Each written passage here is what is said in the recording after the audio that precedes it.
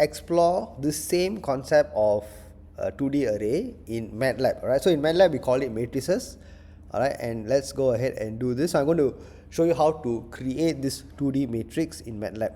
Okay, so let's call it data equals to, okay, so you just need to put in the numbers, okay, 1 2 3 4 5, and as long as you put the numbers side by side, alright, then it's the same row. If I want to go to the next column, put a semicolon. Alright, so 6 7 8 9 10, and then 11 12 13 14 15. Okay, and there you have it.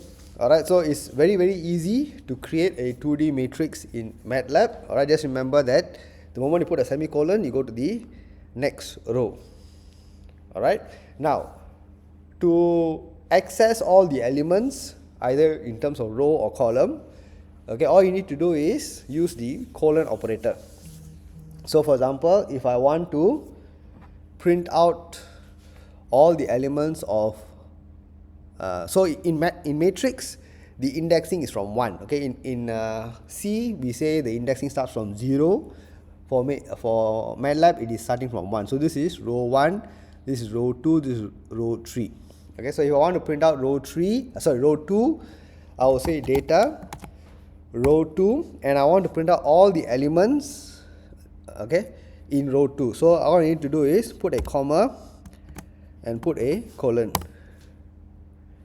Alright, so you can see that I can automatically print out or access all this information. Okay, if I want to extract out this and store it in a different variable, alright, so I can just say, okay, for example, row 2 equals to data 2. Okay, so I would have created a new variable row 2 with this information here. Okay, if I want to access a particular column, okay, so let's say the same thing. So this is now column 1, column 2, column 3, column 4. So it's the same thing. So I say column 4 equals to data all the rows from column 4.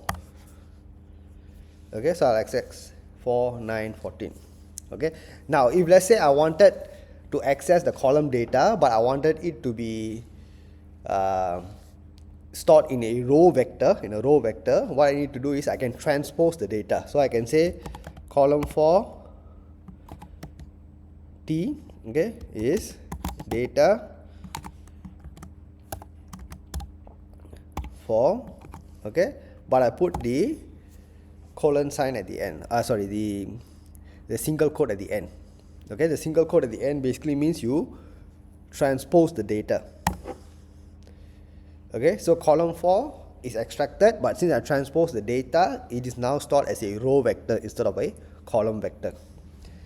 Okay, so again, these are some of the things that you can do very easily in MATLAB, okay, compared to C, because in C you still have to always remember that you have to use loops to access all the elements, whereas in MATLAB everything is a lot easier, alright, with the way the code structure is designed. Alright, so again, both of them have their pros and cons, okay, but it's good to know both, okay, both C and MATLAB. Alright, so do have a try and see for yourself. Thank you for watching. I'll see you in my next video. Bye.